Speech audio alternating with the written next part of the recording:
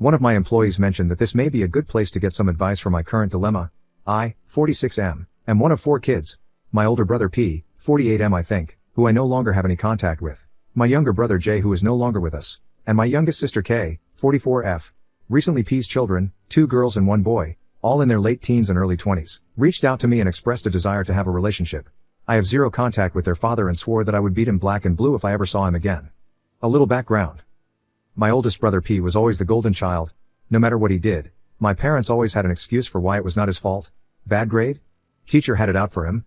Cheating on every single one of his relationships? Good thing you did it to her before she did it to you. That one was my personal favorite. He also used to torment Jay and I constantly when we were smaller than him. Until in high school, when I hit a growth spurt and sprung up to about 6 feet 4 inches and 230 pounds worth of muscle. After that I became the typical jock type, played football, partied, bunch of friends, etc.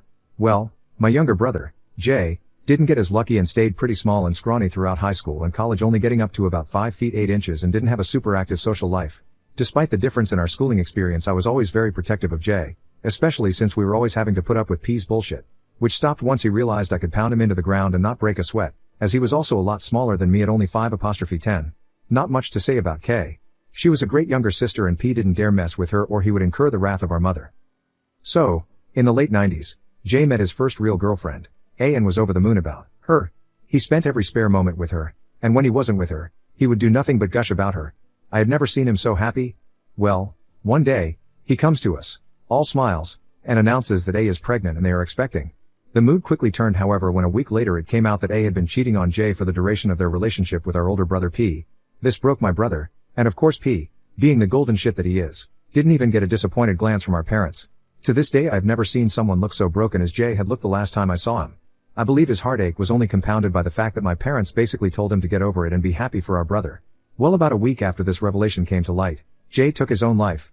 I had never been so sad and angry at the same time in my entire life. Sad that I would never see my brother again, and the pure rage of knowing that this was my brother and parents' fault. During the funeral, P walked in with A and I saw red. Thankfully I had other family there to stop me from doing anything stupid, but I told P that if I ever saw him again, I would kill him. Shortly after that, I cut contact with 90% of my family, with the exception of K and a cousin I had always been close with, because everyone except them wanted to make excuses for my parents and P. Fast forward to present, I never had any kids and truth be told, I never wanted any. I much prefer the role of the fun uncle. K met a great guy and had 2 daughters, who I absolutely adore. P had 2 more kids with A before cheating on her, shocker, and splitting, and I've never met any of them. My parents have tried to make contact a handful of times but I always told them to kick rocks. So last week, I'm chatting with K's daughters, 19 and 17, and they mentioned that their cousins have wanted to meet me for a long time and were hoping I would be willing to meet them as well. I don't believe they know everything that transpired between their dad and I, but I would be lying if I said I never had any desire to meet them. So everyone, I'm hoping to crowdsource any ideas/suggestions on how I begin/maintain a relationship with P's kids while also keeping him and A out of my life. Any suggestions are welcome. Edit. One commenter just brought up a good point that kind of changes my question. The reason I wanted to meet with them soon is because they are all back in town at once from college due to COVID, but someone gave me the idea that maybe meeting them one at a time once they return to their college campuses/old living arrangements is the better option? Thoughts? Edit 2. I've had multiple people ask me why K still talks with the people I cut contact with, so I'll just copy/paste one of my replies here. Even though my sister was just as crushed about Jay's death as I was and was angry for a long time, she and her then boyfriend, future husband, hit a financial rough patch after graduating college and were forced to move in with our parents. Due to unrelated drama at the time, they couldn't stay with me. So my sister stayed with them for several years, and over that time their relationship improved, and even though I wasn't thrilled at the time, I understood. She still doesn't really have a relationship with P but is cordial if they meet. I don't blame her, because our parents did a lot for her and daughters love their cousins, so I didn't want to put her in that kind of position of choosing. More information provided by the OP. As much as I hate Pete and Anna and do still blame them for Jay's death, I'd like to think I have more class than to shit talk Pete to his kids. My decision to split from the rest of my family outside of Pete and my parents was also a very pragmatic one. As I started to make money, I kept getting more and more requests for handouts and favors, which was already weighing on my last nerve. After Jay's death, it just kind of hit a boiling point and I burned every bridge on the way out. I've had minimal contact with some of them over the year. Regarding my sister Kay, considering she was just as crushed about Jay's death as I was and was angry for a long time. She and her then boyfriend, future husband, hit a financial rough patch after graduating college and were forced to move in with our parents. Due to unrelated drama at the time, they couldn't stay with me. So my sister stayed with them for several years, and over that time their relationship improved, and even though I wasn't thrilled at the time, I understood. She still doesn't really have a relationship with Pete but is cordial if they meet. I don't blame her, because our parents did a lot for her and her daughters love their cousins. So I didn't want to put her in that kind of position of choosing. Pete's kids haven't reached out to me personally yet. I was only told about their desire to meet me through Kay's daughters. That's why I think the reason they may be interested in meeting is that they have a close relationship with Kay's kids and I am a big part of their lives, so maybe they just want to get to know me. At least, that's what I hope it is. If this were 5 years ago, this would be a different story. But according to Kay, all the kids are in college and are only back with Pete due to COVID. I've been thinking that I should hold off on meeting them until they all return back to college and their dorm/previous living arrangement. But by then they will be all over the country. Now is the only time I would get to meet them all at once. But now that I type it out, maybe meeting them one at a time would be the better option. Update: how do I start a relationship with my nieces and nephew when their father was responsible for my brother's passing? Hello everyone. I'll start off thanking the community for all their comments and replies. It gave me a lot to think about and helped me formulate a plan on how I was going to approach this. I had several people tell me I should not meet up and just let sleeping dogs lie, but the what if of it all would eat me alive if I didn't see them. Second, I wanted to answer a few questions/concerns that people brought up in my previous post. One of them was why I used letters to represent the people in my story and not just make up fake names. I mostly did this because I didn't want to confuse myself with fake names and then accidentally put the wrong name to represent someone's role/actions. I apologize if this makes it difficult to read. Another concern I saw a lot was that they were trying to get back in contact for my money, which was also a concern of mine, but I don't spoil my sister's children at all. I'm currently helping her oldest with financial aid and will be assisting the youngest as well, but no money is coming out of my pocket.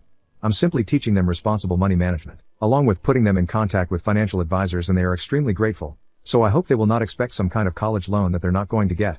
Finally, I had several people ask if I ever went to therapy for this. I did go see a therapist pretty regularly for about 6 years after I made the initial break from my family, and it did help significantly. She did counsel reconciliation for a very long time, but I told her that it was not up for discussion. She also helped me see who else in my life were big problems and helped me make a semi-clean break from them as well. One of the not-so-clean breaks was the reason I was unable to take Kay in after she hit financial troubles and had to move back in with our parents. So, on to the update. I decided to hold off on meeting them as a group, especially since they were still living with their dad at the time, and just do one-on-one meetings. I also didn't want to be bombarded with questions or propositions for money if their intentions weren't good. So, the first one to go back to her college town, which was shortly after my first post, was the oldest of P's kids, who I'll call C, 21F. She went back to find a place to stay and get a part-time job in her college town so that she was ready for classes to start in the fall. I got her personal email from Kay's kids, because I don't really have social media, and decided to reach out to her. She was pretty excited to hear from me, and I flew to her city and we set up a time to meet on one of her days off. I got to the restaurant early so that I could have a few drinks and calm my nerves. I decided to reserve the most private table they had so that we could say anything we wanted without people listening in and or staring. Well, the moment she walked through the door, I immediately knew who she was. She was the spitting of my mother, her grandmother, when she was that age. She even had the green eyes that Jay and I inherited from our mother. P was always jealous he never inherited them, because we were always getting compliments from strangers when we were little about our eyes, and you could tell it would burn P a new asshole because people weren't paying attention to him. So, I kept it together and we said our greetings. After the typical small talk about school, life and work, we place our orders. Then she finally says, "I guess you're wondering why I wanted to meet you." She proceeds to tell me that last year, she decided to buy an ancestry DNA kit for her and her sister as something fun to do during lockdown, and, as many of you guessed, the kit came back as them being a half-sisters. C is Jay's daughter. She goes on to tell me that growing up, P had always treated his other kids better than her, and with the DNA results, it all finally made sense why and the reason they don't have the best relationship. Clearly P is still just as big a piece of shit as he always was. Nice to know some things never change. I'm sure he harbored some kind of resentment with the chance of her being Jay's daughter. After going to her mom with the results, A surprisingly admitted to everything that happened. I guess after A found out that her daughter was Jay's child, the situation and his suicide hit her like a ton of bricks, and she has harbored a great deal of guilt regarding it ever since. I went on to tell her all about the circumstances of her conception, Jay's suicide, my estrangement, the reason for their rocky relationship, etc. According to her, P wanted to give her up for adoption after she was born, but my parents, who I guess finally grew a spine, told him no and that they would financially cut him off if he did. So once lockdown restrictions finally started to lift in California, she thought reaching out to me would be the best way to get to know what her bio father was like. Apparently, it was only her that really had the urge to meet me, as I was closest to Jay during his life, and that was when she let Kay's daughters know that she wanted to meet me and asked them to contact me on her behalf. She knew we were close and that would be the best way to get in touch. After this, I couldn't hold back anymore. The waterworks began flowing. I couldn't help but apologize to C for all the things she had to go through with P. If I had known, I would have adopted C in a heartbeat. We spent the rest of the meal just talking about Jay, remembering old stories about him that I thought I had forgot. She is a great girl and smart as a whip, telling me how she intends to pursue her master's in computer science. She has scholarships and grants to cover all her schooling, which put my mind at ease that I probably wasn't being taken for the long con. We ended the night with exchanging contact info and a big hug. Feels like I got a little piece of Jay back. Now knowing that it was only C who really wished to meet, I asked her if she would reach out to her siblings on my behalf and see if they wanted to meet as well. Other than that, I am extremely happy with how this meeting turned out and feel like I have a lot of catching up to do with C in the future. Thankfully she completely understood and respected my desire to still stay no contact with P and her mother. I'm sure I will do an update on each of my meetings with the other kids as well.